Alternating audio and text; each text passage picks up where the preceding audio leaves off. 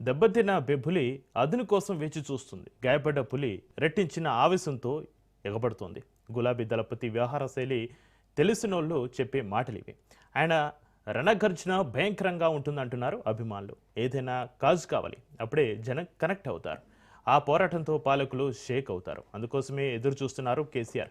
ప్రజలకి గలాన్ని వినిపించేందుకు రెడీ అవుతున్నారు. మౌనంగా ఉన్న కేసీఆర్ జనంలోకి రావాలంటే ఏదో ఒక అంశం ఉండాలి. అందుకే జనంలోకి నీళ్ల పాఠాలతోటి రాబోతున్నారు. పాలకుల తీరును ఎండగట్టేందుకు జంగ్ సైరన్ మోగించబోతున్నారు. ప్రత్యేక ఉద్యమ సమయంలో చేసినట్లుగానే నీళ్లతోనే రాజకీయంగా నిప్పులు పుట్టించేందుకు సిద్ధమవుతున్నారు. జల ఉద్యమంపై నిన్నటి వరకు బనకచర్ల హిట్, ఇప్పుడు నల్లమల సాగర్ టెన్షన్. ఎవరి వాదన వారిదే, ఎవరి లెక్కలు వారివే. తెలుగు రాష్ట్రాల్లో నీళ్లు నిప్పులు రాజేస్తున్నాయి. ప్రాజెక్టులు పంచాయతీలు పెడుతున్నాయి. ఏపీకి గేమ్ చేంజర్, తెలంగాణకు డేంజర్గా మారుతోంది. ఇంతకీ లింక్ ప్రాజెక్ట్ తోటి జలదోపిడీ చేస్తుంది ఎవరు? నదుల అనుసంధానంతో నష్టం ఎవరికి? తెలంగాణ సర్కార్ కార్యాచరణ ఏంటి? ఆంధ్రప్రదేశ్ ప్రభుత్వం వాదనలేంటి అనే ప్రశ్నలు సర్వత్రా వినిపిస్తున్నాయి.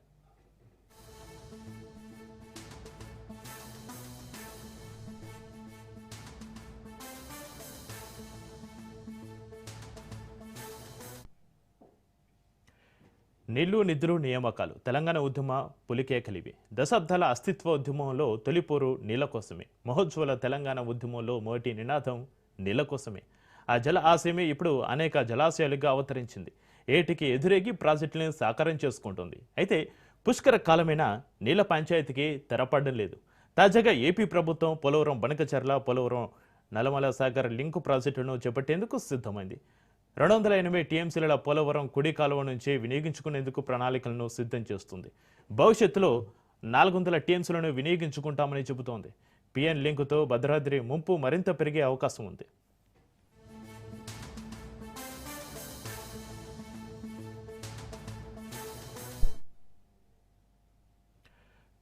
పోలవరం నల్లమల సాగర్ లింక్ ప్రాజెక్ట్ తోటి తీరని అన్యాయం అంటోంది తెలంగాణ. అపెక్స్ కౌన్సిల్ సిడబ్ల్యూసి అనుమతులు లేకుండా రాష్ట్ర విభజన చట్టానికి విరుద్ధంగా ఏపీ ప్రభుత్వం గోదావరిపైన ప్రాజెక్టులు నిర్మిస్తుందని ఆవేదన వ్యక్తం చేస్తుంది. జలదోపిడీ జరుగుతుంటే అడ్డుకోవడం లేదని రేవంత్ సర్కారు టార్గెట్గా విమర్శలు గుప్పిస్తుంది బీఆర్ఎస్. తెలంగాణకు జరుగుతున్న అన్యాయంపైన పోరుబాటకు సిద్ధమైంది గులాబీ దళం. మాన్యులు మాకేనంటున్నారు కేసీఆర్. ప్రాజెక్టుల నిర్లక్ష్యంపై జంగ్ సైరన్ మోగించేందుకు రెడీ అవుతున్నారు.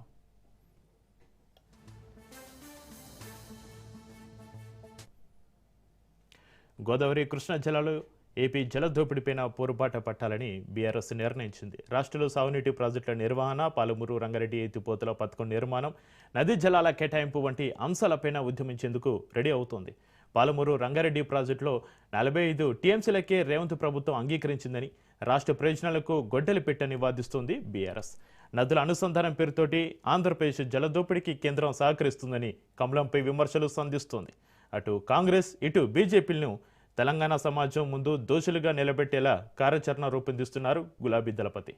మళ్లీ సెంటిమెంట్ రాజకీయాల దిశగానే కేసీఆర్ అడుగులు వేస్తున్నారు.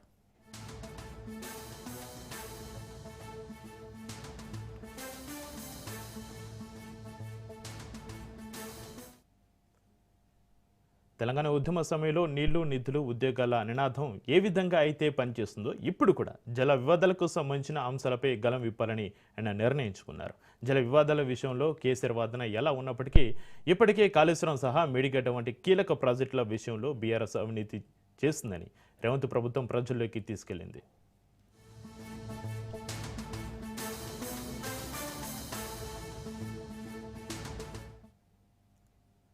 ప్రాణహిత జలాలు తెలంగాణ రైతుల ప్రాణ ఆధారాలు కావాలి. కృష్ణవేణి తరంగాలు సాగరమే రూపు సవరించుకోవాలి. గొంతులెండుతున్న నల్గొండ మాగాణంలోకి మళ్లించాలి. ఆంధ్రుల జలదోపిడికి మళ్లీ గేట్లు తెరిచిన రేవంత్ రెడ్డి ఆదిత్యనాథ్ దాస్ కుట్రలకు, కుతంత్రాలకు అడ్డుకట్ట వేయాలంటే కేసీఆర్ సారథ్యంలో జలసాధన ఉద్యమం 2.0 ప్రారంభం కావాలంటున్నారు తెలంగాణ వాదులు. గతంలో జలసాధన ఉద్యమాన్ని కేసీఆర్ విజయవంతంగా నడిపించారు. 2002 నవంబర్ 25 నుంచి 2003 జనవరి 6 వరకు 41 రోజులు సాగిన జల ఉద్యమం నేటికి అపురూప దృశ్యమే. జల సాధన ఉద్యమ తీవ్రతను గమనించిన అప్పటి సీఎం వైఎస్ రాజశేఖర రెడ్డి తెలంగాణలో దశాబ్దాలుగా పెండింగ్లో ఉన్న ఆచరణకు నోచుకుని పలు సాగునీటి ప్రాజెక్టులను జలయజ్ఞం పేరుతోటి ప్రారంభించారు.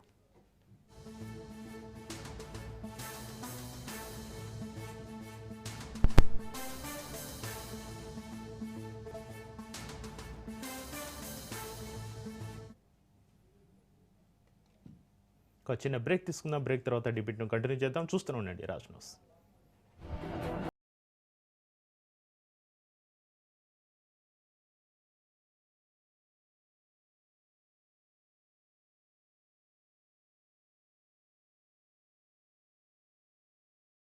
వస్తుందమ్మా. 5 రూపాయలకి ఏమొస్తుందా? 5 రూపాయలతో శాస్త్రీ బామ్ కొత్త ప్యాక్ వస్తుంది. జలుబు, తలనొప్పి, ఒళ్ళనొప్పులు అన్నిటికీ రిలీఫ్ ఇస్తుంది. బాస్, శాస్త్రీ బామ్ 5 రూపాయల ప్యాక్ రిలీజ్ అయింది. కండువా మార్పుతో ఓటరుకు వెన్నుపోటు, నైతికతకు ఉరివేసి నేతల నయవంచన, స్వపక్షం మేలుమరవని స్పీకర్ విశ్వాసం, ఏకపక్షంగా తీర్పు ఇచ్చారన్న ప్రతిపక్షం, సాక్ష్యం లేదన్న సాగుతో సభాపతి నిర్ణయం, కళ్లకు కనిపించిన నిజం ఒప్పుకొని నైజం, జంపింగ్ జపాంగల ఫిరాయింపు జాతర, నిస్సిగ్గుగా ప్రజాస్వామ్యానికి పాతర, రాజకీయ అంధత్వానికి అసలైన దృశ్యం, రాజ్యాంగ స్ఫూర్తికి పెనుముప్పు తప్పదా, చట్టం చుట్టమైతే న్యాయం మౌనమైతే నైతిక రాజకీయాలకు ఇక బలిపీఠమేనా, నేటి తీర్పు రేపటి ముప్పు. Raj news chairman Lakshminath report at 8:15 PM.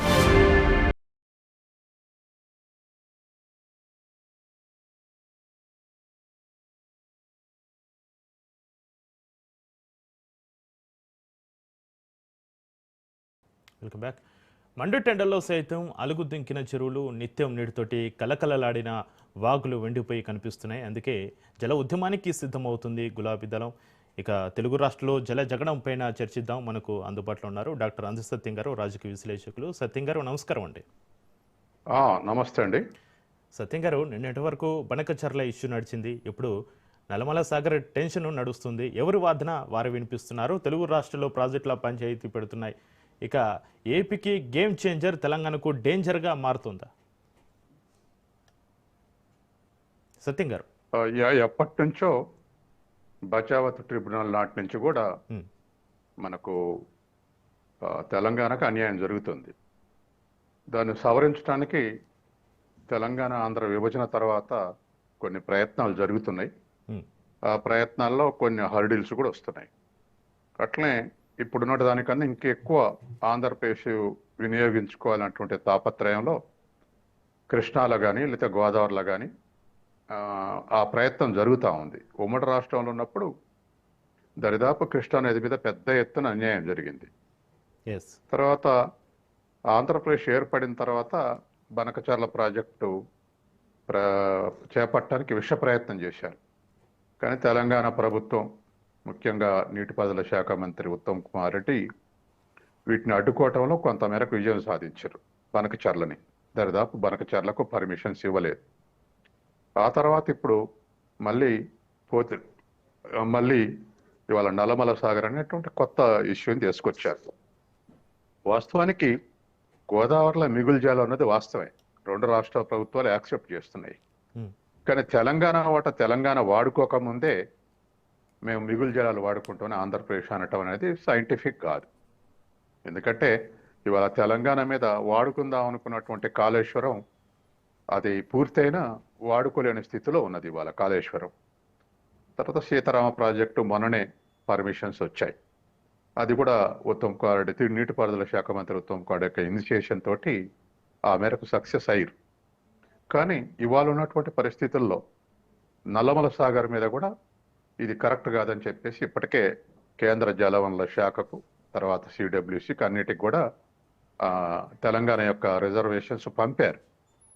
అయితే సహజంగానే టీఆర్ఎస్ పార్టీ కానీ లేదా ఇవాళ బీఆర్ఎస్ పార్టీ కానీ ఏదేమైనా తెలంగాణ ఇష్యూ మీద వాళ్ళకు ఆల్ ఇండియా పార్టీ కాదు కాబట్టి తెలంగాణ మీద ఇష్యూస్ లేవనెత్తడానికి కొన్ని అడ్వాంటేజెస్ ఉంటాయి. అదే జాతీయ పార్టీ అయితే అవతల రాష్ట్రంలో, యువతల రాష్ట్రంలో, ఇంకా పక్క రాష్ట్రాల్లో కూడా దీని ఇంపాక్ట్ అటువంటిదని చర్చించి ఒక నిర్ణయం తీసుకునే అవకాశం ఉంది. కానీ ప్రాంతీయ పార్టీలకు వాళ్ళ ప్రాంతాన్ని అగ్రెసివ్గా ముందుకు తీసుకోవడానికి ఒక అవకాశం ఉంటుంది.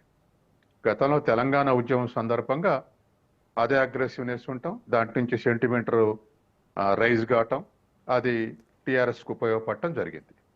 ఇప్పుడు కూడా ఈ పాటికి నల్లమల సాగర్కు అభ్యంతరం పెట్టింది మన నీటిపారుదల శాఖ.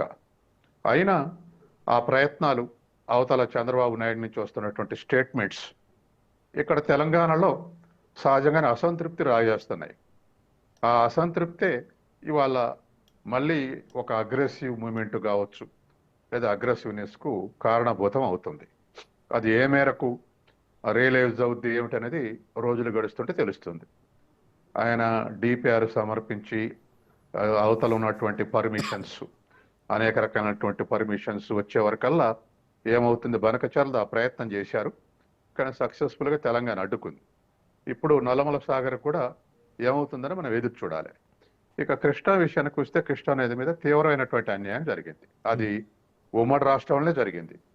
ఆనాడు పోతిరెడ్డిపాడు వ్యతిరేకంగా నిజంగా పోట్లాడింది హైదరాబాద్ బ్రదర్స్, పి జనార్దన్ రెడ్డి, మరి శశిధర్ రెడ్డి. వాళ్ళు సొంత పార్టీలనే వ్యతిరేకంగా పోరాడారు.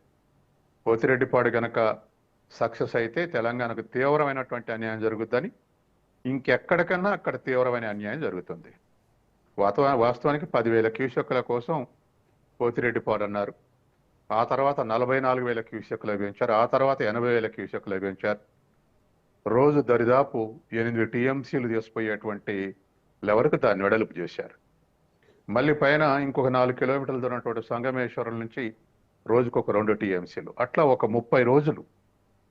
అంటే దరిదాపు ఆ 2 చోట్ల నుంచే 270, 250 నుంచి 300 మధ్య టీఎంసీలు దోడుకునేటువంటి అవకాశం ఏర్పడింది. మొత్తం తెలంగాణకు కూడా బ్రిజేష్పట్ల ట్రిబ్యునల్ ప్రకారం 299 టీఎంసీలే కేటాయించారు. 512 టీఎంసీలు, 811లో 512 టీఎంసీలు ఆంధ్ర కేటాయించారు. కానీ క్యాచ్మెంట్ ఏరియా ఉన్నది 69% క్యాచ్మెంట్ ఏరియా తెలంగాణలో ఉన్నది, 31% క్యాచ్మెంట్ ఏరియా ఆంధ్రాలో ఉన్నది. అందులో రాయలసీమలో ఇంకెక్కువ. ఆంధ్రాలో కూడా ఉన్నటువంటి 31% క్యాచ్మెంట్ ఏరియాలో దరిదాపు 19% రాయలసీమలోనే ఉంది. కానీ ఇంటర్ రీజనల్ డిస్పారిటీస్ వాళ్ళలో కూడా ఉన్నాయి. రాయలసీమ క్యాచ్మెంట్ ఏరియా వాడుకునేది తక్కువ, ఆంధ్రాలో క్యాచ్మెంట్ ఏరియా తక్కువ, వాడుకునేది ఎక్కువ. ఈ విధమైనటువంటి అసమానతలు విత్ ఇన్ ది ఆంధ్రప్రదేశ్ కూడా ఉంది. తెలంగాణతో పోలిస్తే ఇది తీవ్రమైనటువంటి అన్యాయం జరుగుతుంది. అట్లాగే తెలంగాణ ప్రాజెక్టులు కృష్ణా మీద ఉమ్మడి రాష్ట్రంలో ప్రారంభించినటువంటి ప్రాజెక్టులు ఏవి కూడా పూర్తి కాలేదు. అది దురదృష్టం ఉమ్మడి రాష్ట్రంలో. ఆ తర్వాత తెలంగాణ వచ్చిన తర్వాత కూడా మన మొదటి 10 ఏళ్ళు కృష్ణా ప్రాజెక్టుల మీద కాన్సన్ట్రేట్ చేయలే. మొత్తం కాన్సన్ట్రేషను కాళేశ్వరం మీదనే ఉంది. ఈ ప్రాజెక్టులన్నీ అట్లాగే ఎప్పుడో 40 ఏళ్ల కింద ఎస్ఎల్బిసి ప్రారంభించారు. ఇప్పటికి కూడా 2/3 మనకు దాన్ని తవ్వకం చేశారు. ఈ లోపు కొన్ని ఆబ్స్టకల్స్ వచ్చాయి. ఇంకా 12-13 కిలోమీటర్లు ఇవాళ సొరంగం దవ్వాల్సినటువంటి అవసరం ఉంది. అది 40 ఏళ్ళు అయింది. దాని మీద కాన్సన్ట్రేషన్ లేదు. ఇక నట్టంపాడు, కోయిల్ సాగరు ఇటువంటి చిన్న చిన్న ప్రాజెక్టులో దరిదాపు 40 టీఎంసీలు వాడుకునేటువంటి అవకాశం ఉంది. అవి అసంపూర్తిగా ఉండి అవి వాడుకోలేకపోతున్నాం. తర్వాత ఇప్పుడున్నటువంటి చర్చలో ఉన్నటువంటి పాలమూరు రంగారెడ్డి దానికి కూడా 90 టీఎంసీలు వాడుకునే అవకాశం ఉందన్నారు. కనీసం 40 టీఎంసీలను వాడుకునే అవకాశం ఉంది. అవి పూర్తి కాలేదు. కాబట్టి కృష్ణా నది మీద ఉన్నటువంటి ఏ ప్రాజెక్టులు పూర్తి కాలేదు. కానీ అవతల వైపు మాత్రం పోతిరెడ్డిపాడు నుంచి విస్తారంగా వాడుకునేటువంటి అవకాశం ఏర్పడింది. కృష్ణాలు ఇట్లనే తెలంగాణకు రావాల్సినటువంటి వాడుకోవాల్సిన ప్రాజెక్టులన్నీ కంప్లీట్ కాకుంటున్నాయి. అవతల వైపు అన్ని పూర్తయి వాడుకునేటువంటి స్థితిలో ఉంది. గోదావరి మీద కూడా అట్లాగే వాడుకునేటువంటి వాళ్ళ పోలవరం ప్రాజెక్టు పూర్తయితే పెద్ద ఎత్తున వాడుకునే అవకాశం ఏర్పడుతుంది. అయినా ఇంకా మిగులు జలాలు వాడుకుంటామని చంద్రబాబు నాయుడు అంటున్నాడు. తెలంగాణ వాదన ఏమిటి? ఏ రాజకీయ పక్షమైనా లేదా ఎక్స్పర్ట్స్ యొక్క ఒపీనియన్ అయినా మిగులు జలాలు, అసలు జలాలే తెలంగాణ వాడుకోలే.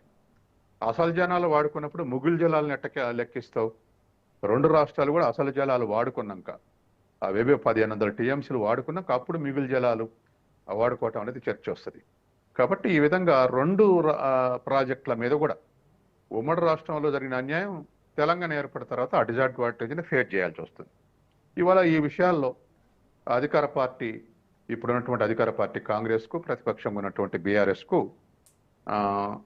ఒక పొలిటికల్ గేమ్గా మారబోతుంది. ఇది సెంటిమెంట్ రైజ్ అయితే టీఆర్ఎస్ బెనిఫిట్ అవుతుంది.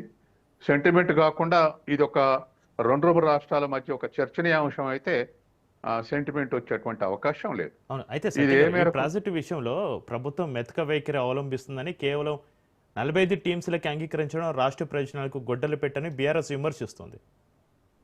దానికి కాంగ్రెస్ చెప్తున్న జవాబు ఏమిటి? అసలు మీరు 299 టీఎంసీలకు సంతకం పెట్టారు, 512 ఆంధ్రప్రదేశ్కు, బ్రిజేష్ పటేల్లో అది క్లియర్గా ఉంది. అంటే టీఆర్ఎస్ ఏముంటుంది, పిఆర్ఎస్ ఏముంటుంది, అది 10 ఏళ్ల వరకే మేము యాక్సెప్ట్ చేసింది, 10 ఏళ్ల తర్వాత రివిజన్ చేయాలని మేము చెప్పినాం ఆనాడే అంటుంది. అసలు మీరు 299కి సంతకం పెట్టడంతో అదే శాశ్వతం చేసే నష్టం జరిగేటువంటి పరిస్థితి వాళ్ళు ఏర్పడుతుంది. కాబట్టి క్యాచ్మెంట్ ఏరియా 69% ఉంది కాబట్టి 100లో 69 అంటే దరిదాపు 2/3 వాటర్ తెలంగాణ కేటాయించాలనేది ఇప్పుడు రాష్ట్ర ప్రభుత్వం యొక్క వాదన. అది ఏ మేరకు సక్సెస్ అవుతారనేది చూడాలి. సహజంగానే ఇవాళ ఉన్నటువంటి పరిస్థితుల్లో ఒకళ్ళకొకళ్ళు విమర్శించుకుంటూ ఇది ఏ మేరకు స్కోర్ చేస్తారనేటువంటి దగ్గర ఇవాళ మనం చూస్తా ఉన్నాం రెండు పక్షాలు కూడా. కానీ మనలాంటి ఎక్స్పర్ట్స్ కానీ, న్యూట్రల్గా ఆలోచించే వాళ్ళు కానీ, లేదా శ్రేయోభిలాషులు కానీ, ఇటువంటి వాళ్ళు ఖచ్చితంగా గోదావరి కృష్ణ మీద ఉన్నటువంటి ప్రాజెక్టులన్నీ పూర్తి చేసిన తర్వాతనే ఆంధ్ర వ్యతిరేకత, అది ఒక పొలిటికల్ గేమ్. ఆంధ్ర వ్యతిరేకత అనేది, ఆంధ్ర వ్యతిరేకత లేదా ఇంకోటి అవన్నీ పక్కకు పెట్టి సైంటిఫిక్గా ఆలోచిస్తే ఇవాళ తెలంగాణ ప్రాజెక్టులు పూర్తయిన తర్వాతనే మిగులు జలాల సమస్య రావాలనేది మనలాంటి శ్రేయోభిలాషులు కోరుకుంటారు. అయితే సత్యం గారు, కాంగ్రెస్ ప్రభుత్వం ప్రాజెక్టుల నిర్వహణలో విఫలమైందని, ముఖ్యంగా మేడిగడ్డ పునరుద్ధరణ, ఏపీ జలదోపిడికి రేవంత్ సర్కార్ సహకరిస్తుందని, దీనిపైన ప్రజల అవగాహన పెంచడం ద్వారా ప్రభుత్వం పైన ఒత్తిడి తాలనే వ్యూహంతో కేసీఆర్ ఉన్నట్లుగా తెలుస్తోంది. ఇప్పుడు ఆల్రెడీ కేసీఆర్ ఒత్తిడి చేయడం మంచిదే. ఎందుకంటే ఏ మేరకు ఇవాళ ఈ కాళేశ్వరం పూర్తయినా మంచిదే, ఒత్తిడి వల్ల ఇంకేమైనా స్పీడప్ అయితే మంచిదే. కానీ ఈపాటికే టెక్నికల్ ఫాల్ట్స్ ఉన్నాయి కొన్ని. ఇప్పుడు ఎన్డిఎస్సి రిపోర్ట్ రావాలనుకున్నారు, తర్వాత మన ముఖర్జీ స్టేట్ అది రావాలనుకున్నారు, తర్వాత కేంద్ర ప్రభుత్వం యాక్సెప్ట్ చేయాలి, తర్వాత ఈ టెక్నికల్గా అన్ని పూర్తయిన తర్వాతనే ఆ లోపాలు లేకుండా మళ్ళీ ముందుకు పోవాలి, ఆ రిపోర్ట్స్ టెక్నికల్ రిపోర్ట్స్ రావాలన్నారు. ఇప్పుడు టెక్నికల్ రిపోర్ట్స్ కూడా ఇంకా కొన్ని మిగిలి ఉన్నాయి. రేపు ఎండాకాలం నది ఆగిపోతే, నీటిపారుదల లేకుండా పోయినప్పుడు ఆ టెక్నికల్ ఏమేమి అంశాలు ఉన్నాయో ఇంకా సెర్చ్ చేయాల్సినటువంటి అవసరం ఉందని చెప్పేసి ఇవాళ మనకు వస్తున్నటువంటి వార్తలు. అట్లాగే ఆ తర్వాత దానికి కన్స్ట్రక్షన్ ఏజెన్సీస్ వాళ్ళ ఏవేవో ఎల్ఎన్టీ కానీ ఇంకా దాని పార్ట్నర్స్ కానీ ఏవేవి ఉన్నాయో అవే రిపేర్ చేయాలనేటువంటి వాదన. మొదట మాది కాదన్నారు, మాకు సర్టిఫికెట్ ఇచ్చారన్నారు. ఆ తర్వాత మంచిది మేమే చేస్తామన్నారు. ఈ విషయంలో రాష్ట్ర ప్రభుత్వం పట్టుదలగానే ఉంది, పర్టికులర్గా ఉత్తమ్ ఇంకా పట్టుదలగా ఉన్నారు. కాబట్టి ఇప్పుడు టెండర్స్ కూడా పోయారు. కాబట్టి ఇప్పుడున్నటువంటి పరిస్థితుల్లో వాటిని పూర్తి చేసుకుంటే నిలబడవు అనేటువంటిది కూడా గతంలో ఎన్డీఎస్ఏ ఒక స్టేట్మెంట్ ఇచ్చింది. ఇదే టెక్నాలజీ 3 బ్యారేజీల్లో వాడారు కాబట్టి భవిష్యత్తు గ్యారంటీ ఇవ్వలేము అన్నారు. వాళ్ళు అబ్సల్యూట్ టర్మ్లో ఇవి నిలబడవు అనలేదు, కానీ 3 వాడిన కాళేశ్వరం అనే టెక్నాలజీ మిగతా 2 వాడారు. కాబట్టి రిపేర్ చేస్తే కూడా ఉంటాయన్న గ్యారంటీ అయితే లేదు, చేయదలుచుకుంటే చేయటం అని చెప్పేసి వాళ్ళ స్టేట్మెంట్ ఇచ్చారు. ఏదేమైనా మరి తెలంగాణకు ఎత్తిపోతలు తప్ప గ్రావిటీ ద్వారా నీళ్ళు వచ్చేటువంటి అవకాశం లేదు. కాబట్టి ఎత్తిపోతలు అన్నప్పుడు సహజంగానే కాళేశ్వరం ఎత్తి తర్వాత రిపేర్ చేయటం ఒకటి, ఇంకొంత కింద మేడిగడ్డని కొత్తగా బ్యారేజ్ నిర్మించడం, నిర్మించితే దాన్ని కూడా ఇవాళ ఎత్తిపోసి సక్సెస్ కావచ్చు అనేటువంటి ఆశలో దరిదాపు మరి అప్పుడు అనుకున్నటువంటిది ఏంటంటే 180 టీఎంసీలు ఎత్తిపోయొచ్చు కాళేశ్వరం నుంచి అనుకున్నారు. అది ఇంకాస్త పెరిగితే హైదరాబాద్కు, తర్వాత ఇండస్ట్రియల్ పర్పస్ ఒక 30 టీఎంసీలు, హైదరాబాద్ పర్పస్ ఒక 16 టీఎంసీలు, ఈ 46 కలిపి సాగునీటికి ఒక 170, 225 కూడా పోవచ్చు అనుకున్నారు. కానీ బ్యారేజ్ నిర్మించిన కాంచి కూడా ఎత్తిపోసింది సుమారు 200 టీఎంసీలు అటు ఇటుగా. కాబట్టి ఇది ఏ మేరకు, ఒక్క మాట, ఇది ఏ మేరకు ప్రతిపక్షాలని అధికార పక్షమైన దాన్ని సక్సెస్ చేయడానికి ఉపయోగించడం. రెండోది ప్రత్యామ్నాయంగా ఆ ఫెయిల్యూర్ అట్లాగా కొనసాగితే ఆలస్యం కాకుండా, మరొక డికేడ్ ఆలస్యం కాకుండా మేడిగడ్డని కూడా 5,000 కోట్లు ఖర్చు పెట్టి ఉన్నారు కాబట్టి ఇంకో 10,000 కోట్లు ఖర్చు పెడితే అయిపోతుంది అంటున్నారు. సరే 10-15 మొత్తం మీద గతం అంతా ఖర్చు దరిదాపు 80,000-90,000 కోట్లు ఖర్చు కాదు కాబట్టి ఆ ప్రత్యామ్నాయంగా రాష్ట్ర ప్రభుత్వం ఆలోచిస్తుంది. ఇప్పుడు ప్రతిపక్షం విమర్శిస్తూనే కొన్ని సలహాలు ఇస్తుంది. Hmm. ఆ సలహాలు పాటించడం రాష్ట్ర ప్రభుత్వం ఏ మేరకు పాటిస్తుంది అనేది Yes. ఒకటి ఎక్స్పర్ట్ సలహాలు, రెండవది పొలిటికల్ విల్. ఈ రెండింటి ఆధారంగా ముందుకు పోయేటువంటి అవకాశం ఉంది. అయితే సత్యం గారు, అనుమతుల అంశం ఒకసారి చూసినట్లయితే విభజన చట్టం ప్రకారం కొత్త ప్రాజెక్టులకు అపెక్స్ కౌన్సిల్ అనుమతి తప్పనిసరి. మరి పోలవరం నల్లమల సాగర్ లింకు ప్రాజెక్టుకు సిడబ్ల్యూసి లేదా అపెక్స్ కౌన్సిల్ అనుమతులు ఉన్నాయా, లేకపోతే దీన్ని అక్రమ ప్రాజెక్టుగా ఎందుకు పరిగణించకూడదు అనేది కూడా ఒక ప్రశ్న. ఇది అక్రమ ప్రాజెక్ట్ అని ఈ పాటికి రిప్రజెంట్ చేసింది తెలంగాణ గవర్నమెంట్. ఇది అక్రమం అని. అప్పుడు బనకచర్లను ఎట్లా అక్రమం అనరో ఇప్పుడు కూడా అక్రమం అనే ఈ పాటికే నీటిపారుదల శాఖ రిప్రజెంట్ చేసి వచ్చింది. ఉత్తమ్ కుమార్ ఢిల్లీలో కలిసి కూడా వచ్చాడు అభ్యంతరం చెప్తూ. కాబట్టి ఏదేమైనా తెలంగాణ ప్రజల యొక్క పల్స్ చూసి ఆంధ్ర ప్రభుత్వం ఏమైనా వెనకకు దక్కుతుందా లేదని చూడాలి. అయితే చంద్రబాబు నాయుడు ఉండవలసిన దానికన్నా ఎక్కువ ఆదుర్దాలో ఉన్నాడు. ఏమిటి ఈ జలాలు వాడుకోవాలని. సహజంగానే కింద ఉన్నటువంటి వాళ్ళకు బ్యారేజీలు తోటి సమస్య తీరుతుంది. కానీ తెలంగాణ మాత్రం గ్రావిటీ ద్వారా లేదు కాబట్టి, ఎత్తిపోయాలి కాబట్టి అనేక సమస్యలు ఎదుర్కొంటుంది. ఎటువైపు రెండు నదుల వైపు కూడా. ఎందుకంటే పీఠభూమి కాబట్టి ఈ పరిస్థితి డిసడ్వాంటేజెస్ ఎదుర్కొంటుంది. ఏదేమైనా ఈ ప్రయత్నాలన్నీ కూడా రాజకీయ ఉద్యమాలు వాడుకుంటారు. ఏ విషయమైనా పొలిటిసైజ్ కాకుండా ఇవాళ రేపు ఉండదు. పొలిటిసైజ్ స్ట్రగుల్స్ నడుస్తుంటే ప్రజలు కూడా ఇవాళ అమాయకంగా లేరు. అందుకని ఏ మేరకు ఎవరికి ఉపయోగపడుతుంది, ఒక మాస్ మూవ్మెంట్గా మారుతుందా అంటే నాకు నమ్మకం లేదు. దీని మీదనే ఏదో ఎలక్షన్స్ పోతాం, దీని మీదనే ఒకరు గెలుచుడు ఒకరు ఓడిపోతాం జరుగుద్ది అంటే తెలంగాణ 2001లో ఉన్నటువంటి సిచ్యువేషన్ ఎవరు, ఇవాళ 2025 నాడు ఉన్నటువంటి సిచ్యువేషన్ వేరు. కాబట్టి కొంతమేరకు ప్రయత్నాలు జరుగుతున్నాయి. కేసీఆర్ ప్రయత్నం చేసిండు, ఇప్పుడు రేవంత్ రెడ్డి ప్రయత్నం చేస్తాడు. ఈ సక్సెస్ రేట్ ఏ మేరకు ఉంటుంది అనేటువంటి దాన్ని బట్టే ఇవాళ ప్రజలు నిర్ణయించుకునేటువంటి అవకాశం ఉంది. రైట్, థ్యాంక్ యూ సత్యం గారు. ఇది వాటి స్పెషల్ డిబేట్ చూస్తూ ఉండండి రాష్ట్ర న్యూస్.